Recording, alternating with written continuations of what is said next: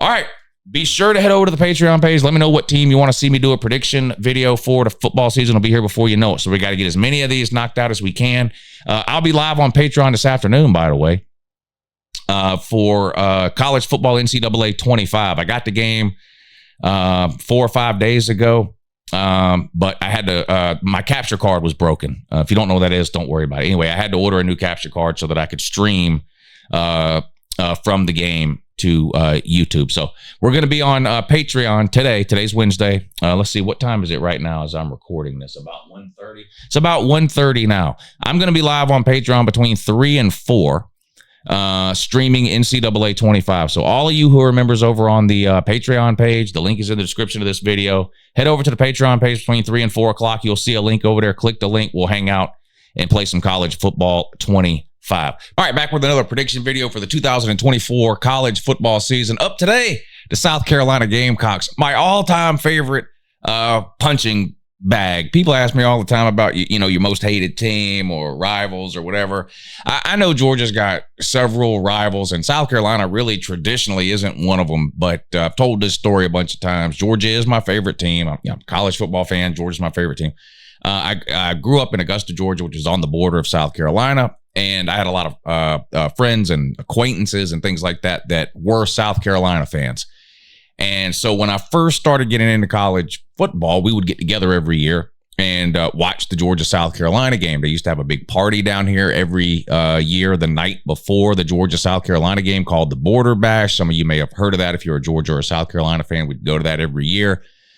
Some of the bands, some of the different bands would be there from the schools. The cheerleaders, the mascots, 10, 15,000 fans, just kind of a giant party the night before the Georgia-South Carolina game every year right here in Augusta, Georgia. So to me, growing up as a Georgia fan, that was one of the biggest games of the year every year. Again, not a rival for Georgia. Most Georgia fans wouldn't list South Carolina on their list of rivals or anything like that. But personally, the Georgia-South Carolina game was always one of my favorites. And I'm sad to see that game go.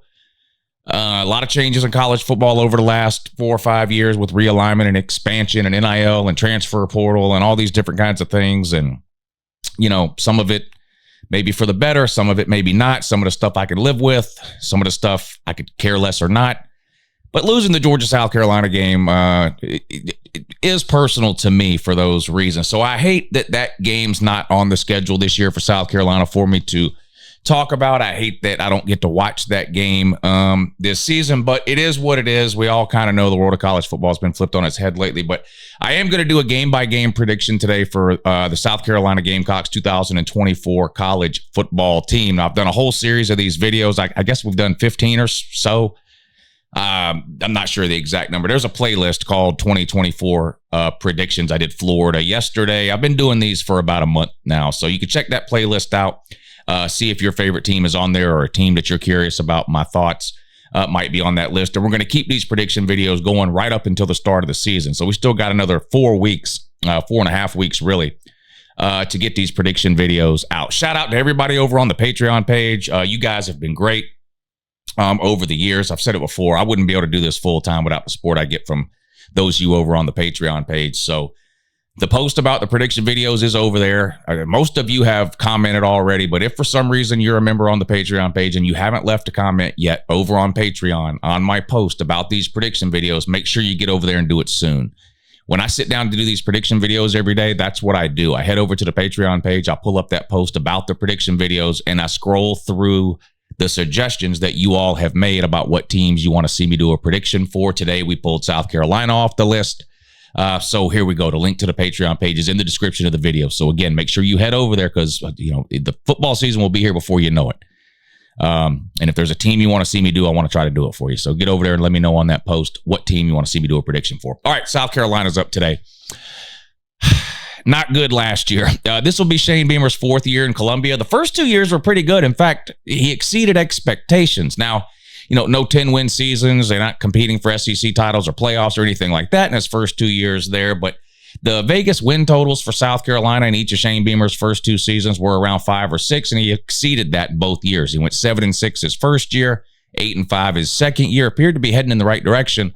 And then last season, they sort of took a step back, going 5-7. A lot of people starting to question Shane Beamer's longevity in Columbia as head coach of the South Carolina Gamecocks. In fact, two of the South Carolina fans that I watch the most here on YouTube, a lot of you may know them, Carolina Jackpot and Rooster, they have kind of differing opinions on what's going to end up happening with Beamer and sort of the direction South Carolina is headed under him. One of them is a little bit more optimistic than the other. So you're starting to see a little bit of a divide in the fan base in terms of, should we stick it out with Beamer? Should we maybe look to go a different direction? I don't think Beamer will get fired after this season.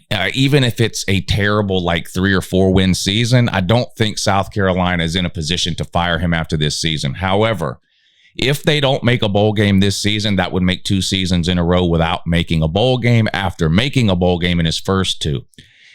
If they fail to reach a bowl game again this season, which will be the second year in a row under Beamer that they failed to do that, I do think next year then becomes kind of a must-win season for Beamer. And you have to remember, when we're talking about what coaches have to do to keep their jobs at certain schools, that threshold or that bar is not the same at every single school, right? You take a guy like Ryan Day at Ohio State. There's people that want him fired because he loses 1 game a year. And it just happens to be the wrong game, At South Carolina, that's not the case. They don't have to go 11-1. Now, I don't want to kind of crap on the South Carolina fans' expectations or hopes or dreams or anything like that, but the expectation is not that South Carolina is going to go 10-2 or 11-1 and win the SEC or make the playoffs. Beamer doesn't have to get to that level, at least not right now, right? He does have to make a bowl game, I think. I think that should be the minimum expectation for almost any head coach in major college football. I mean, if your expectations are lower than 500, I don't even know why you have a football program. So I do feel like this is a big year for Beamer in terms of how that sets up for him next year as far as the amount of pressure he may be under. Another bad season this year where they fail to make a bowl game, I think makes next season potentially Beamer's last if he doesn't get it turned around. But I don't think that would happen this year.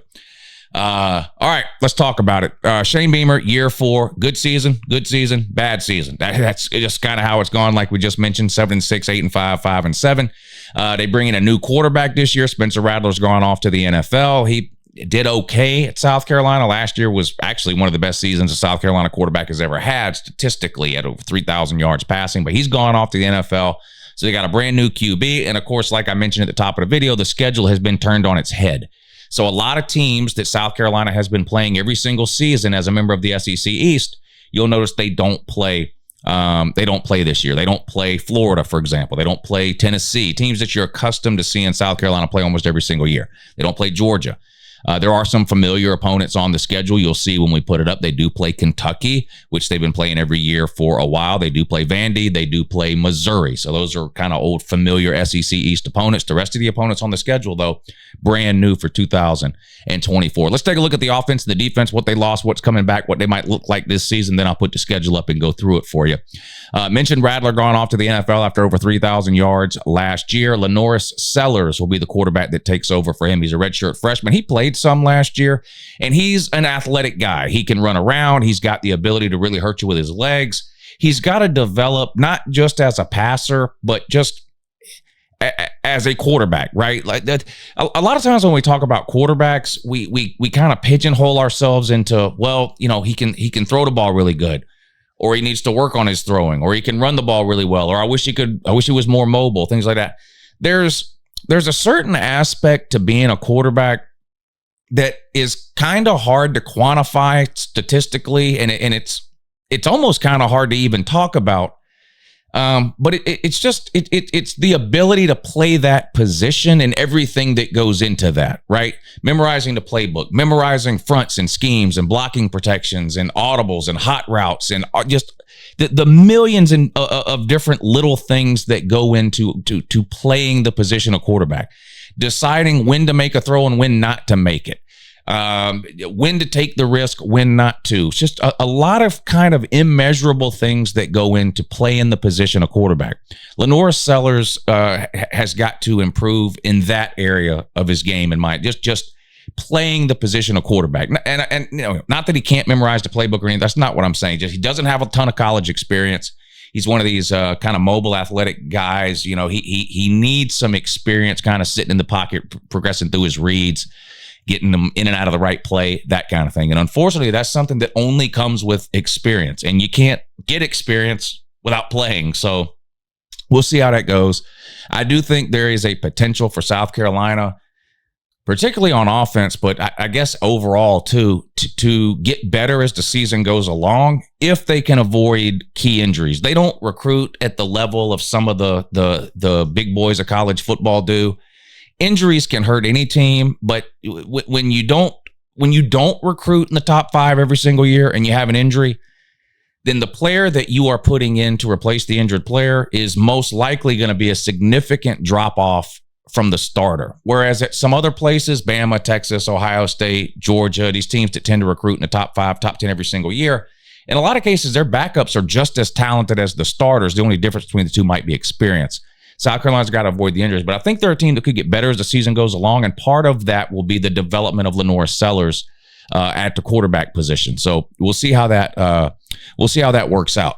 I'm sorry about that. They also brought in Robbie Ashford from Auburn, and I don't know if the South Carolina fans are watching, if you know all that much about Robbie Ashford or his time at Auburn or anything like that. But my opinion on Robbie Ashford, if he is playing, something has gone drastically wrong with Lenore Sellers. Robbie Ashford is not good. You know, I talk about wanting Lenore Sellers to kind of develop and improve at playing the position of quarterback. I don't know that Robbie Ashford, if he lived to be 100 years old, could ever get to the point he needed to get to in terms of playing the position of quarterback. He's not it at all. I understand, you know, depth is an issue and everybody wants experienced backups and things like that. And you do get that with Robbie Ashford. He played a lot at Auburn.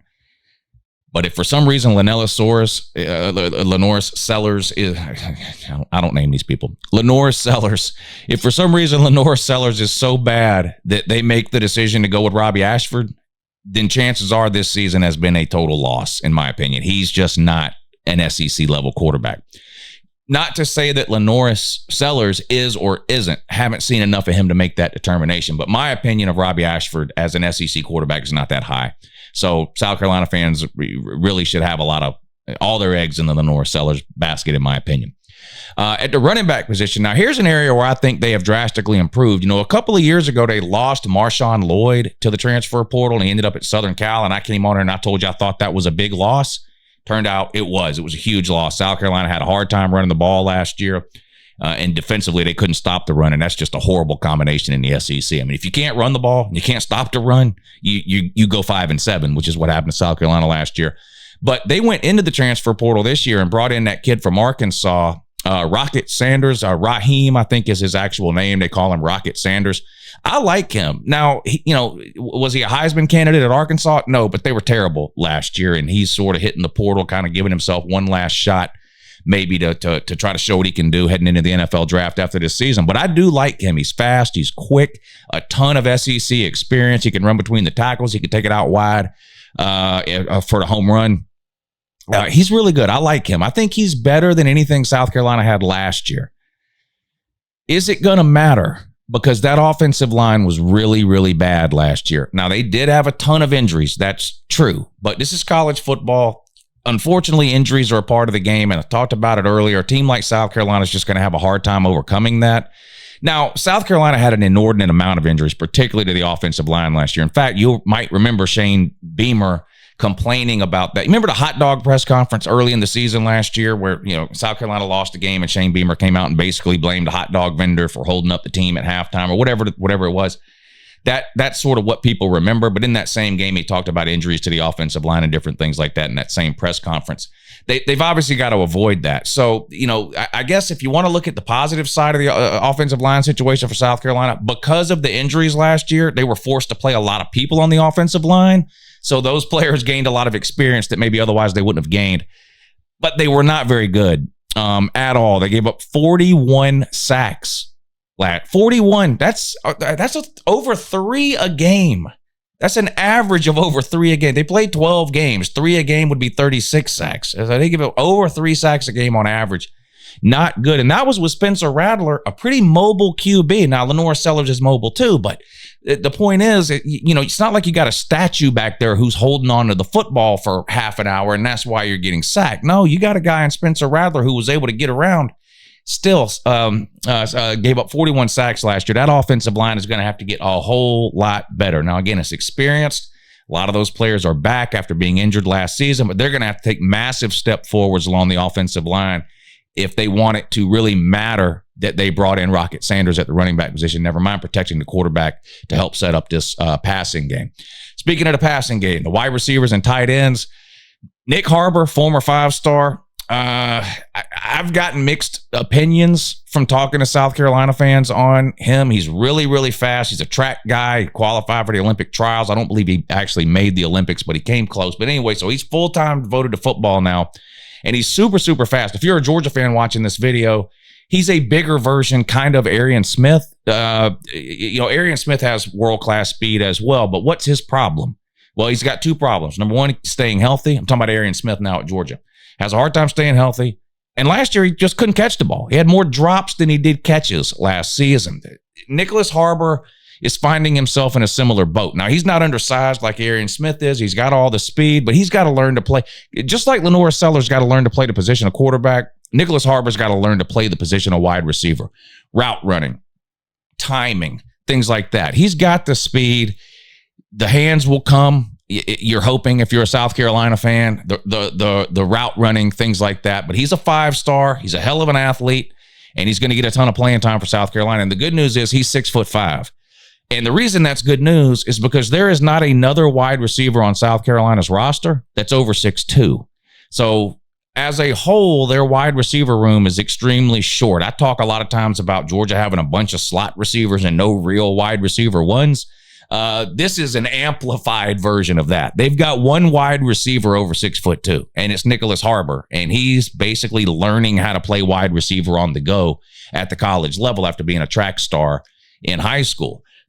So we'll see how that works out. They brought in some players to play wide receiver through the portal. They brought a kid in from Florida State. They got a couple of tight ends that they like, but again, it's really going to come down to the offensive line for South Carolina over on the offensive side of the ball. Even if all these wide receivers end up being a hit, even if Nicholas Harbor develops into the 5-star that he was recruited to be, even if Lenore Sellers becomes an above-average SEC quarterback, and even if Rocket Sanders turns out to be as good of a running back as we thought he was at Arkansas, none of that will matter if this offensive line doesn't get a whole lot better than it was last season. Defensively, again, not good last year for South Carolina. They could not stop the run for the second year in a row. This isn't a one-year problem. It's a recurring theme at South Carolina. They've been completely unable to stop the run for 2 years in a row. On top of that, their secondary was downright bad last year. And this is another sort of glass half full or glass half empty deal when you look at South Carolina's secondary. It was terrible last year, but they're all back. Well, mostly back. So it's the type of thing where you go, well, we got one of the most experienced secondaries in the SEC. Yeah, but they're terrible last year. Now, obviously, players can improve from year to year, and that's what you have to be hoping if you're South Carolina. Again, they brought some transfers in to sort of fill in some holes and some pieces, but you're going to see a lot of familiar faces in the secondary for South Carolina from last season, and they've got to play a whole lot better. Talked about a 5-star over on offense with Nick Harbor. They got one on defense, too. This edge rusher, Dylan Stewart. And they're going to have him play up to his ability. I don't care who you are, Ohio State, Georgia, Bama, or South Carolina. You sign a 5-star, you want to see him play right away. You're like, I can't wait to see this kid play. The thing is, at Georgia, Bama, Ohio State, Texas, whatever these teams that recruit in the top 10 every year, if they have a 5-star that misses, and they do, there are no guarantees. There are plenty of 5-stars that miss. But if they have a 5-star that miss, it kind of gets looked over because of the other 10 or 15 5-stars they have on their roster that end up being really, really good. When you're South Carolina and you only get an average of 1 or 2, 5-stars every 3 or 4 years, you really need those 5-stars to hit and not be a miss. It's still up in the air on Nicholas Harbor and how his college career will turn out. But with Dylan Stewart, this 5-star edge rusher, they have to have him play up to his ability this season. He's got the most ability. He's got more ability or potential than anybody on the defensive side of the ball for South Carolina. And it would be a huge benefit for the Gamecocks, obviously, if he's able to play up play up to that.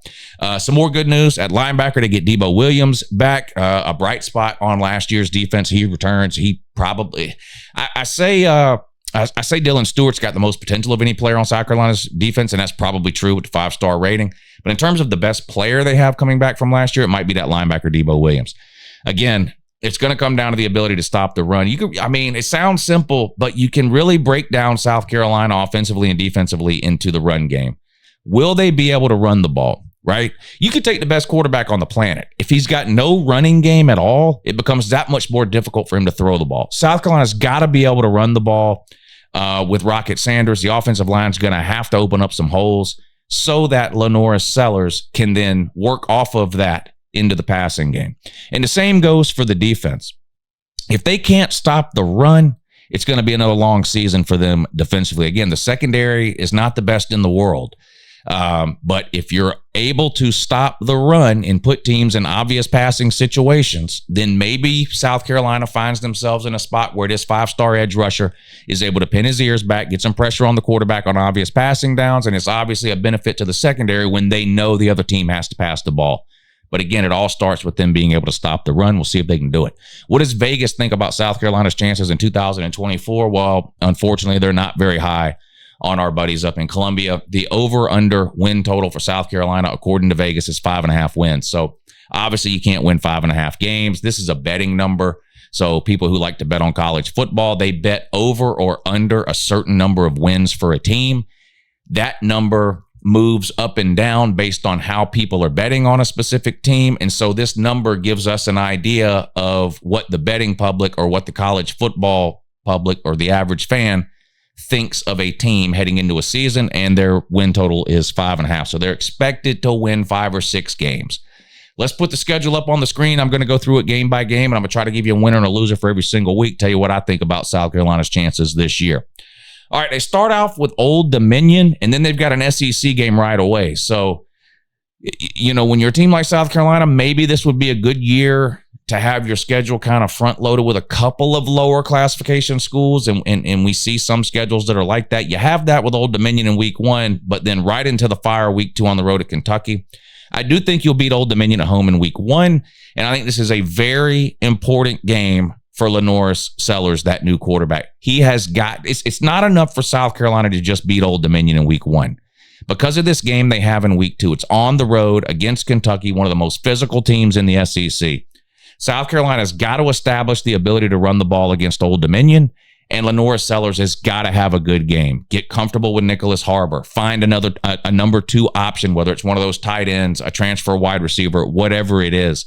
This offense has got to get comfortable quick, fast, and in a hurry here in week 1 against Old Dominion, because it gets a lot tougher the following week on the road at Kentucky, one of the most physical teams in the SEC. They have really good lines of scrimmage. Now, they're going to have a brand new quarterback this year too. And to be honest with you, this is one of the hardest games for me to pick on South Carolina's schedule. A lot of these games to me are obvious wins or obvious losses. This one was difficult, and I went back and forth on this one a couple of times. Now, I do think Kentucky is a slightly better team than South Carolina talent-wise. I think they're a little bit better coaching staff wise, and the game is at Kentucky. So those are 3 things that lean in Kentucky's favor, and for that reason, I've got Kentucky winning this game in week 2. But they're starting a brand new quarterback in Brock Vandagriff, a kid that transferred from Georgia. South Carolina will have a brand new quarterback in Lenoris Sellers. So you're going to have 2 quarterbacks here, each making only their second start, and this will be the first SEC or the first conference start for each of these 2 quarterbacks. And I think whichever quarterback is more ready to go early in the season, it's going to put their team in a position to win that game. I'm leaning towards Kentucky in that one, but for some reason, I think this could be a really close game, but I am leaning Kentucky. South Carolina starts 1-1. Then you come back home. That's the good news. Bad news, it's to host LSU. And while I don't think LSU is setting anything on fire this year, I don't think they're making the playoffs or winning the SEC or anything like that. I do think they're going to beat South Carolina. They're just too talented. And Nussmeier, even though this is his first year, technically as a starting QB, he's got a ton of experience at LSU playing behind Jaden Daniels. I love his ability to sit in the pocket and throw the ball. LSU always finds an NFL wide receiver or 2. LSU's problems, to me, are going to be defensively. Again, one of the worst defenses I've ever seen LSU have last year. And they didn't do a whole lot to correct it. I mean, they changed out the coaching staff, but they missed on a lot of their transfer targets. They're going to be relying on a lot of young, inexperienced talent on defense and some returning players from last year that honestly just weren't that good. They've got Harold Perkins, one of the best defensive players on the planet, but they can't figure out what position to play him at. I just don't think South Carolina, especially this early in the year, is going to have what it takes offensively to take advantage of LSU's perceived weaknesses on the defensive side of the ball. I think LSU gets it done. South Carolina's second loss in a row. They're starting the season off 1-2. Then they play Akron, another lower classification team at home. I do think they'll beat Akron. They get back to 500 now at 2-2, and that takes them into their first bye week. You got to remember, you got 2 bye weeks this year because there's an extra week during Labor Day, between Labor Day and Conference Championship Saturday. So everybody's getting 2 bye weeks. South Carolina gets their first bye week here. They enter that bye week at 2-2.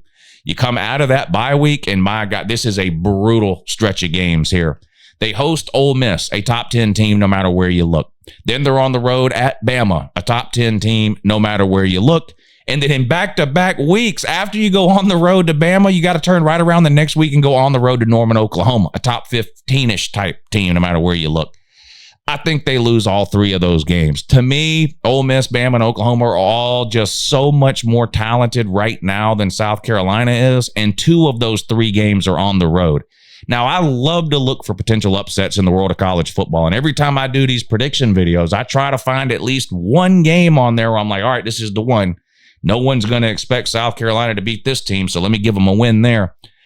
I can't find it here. Ole Miss is the closest I came in this 3-game stretch, and that's just because it's a home game, and you do have a bye week before there. But, man, again, I just don't think South Carolina offensively, with all those young and inexperienced players and a shaky offensive line, is going to be able to keep up with what Ole Miss is going to do offensively to South Carolina. I've got South Carolina losing all 3 of those, at home to Ole Miss, on the road at Bama, and on the road at Oklahoma. Then you get your second bye week, which, if I'm anywhere close to right, you will desperately need by this point in the season, because you're going to be sitting at 1, 2, 3, 4, 5. You're going to be sitting at 2 and 5 heading into this second bye week. And you come out of that and you host Texas A&M. Again,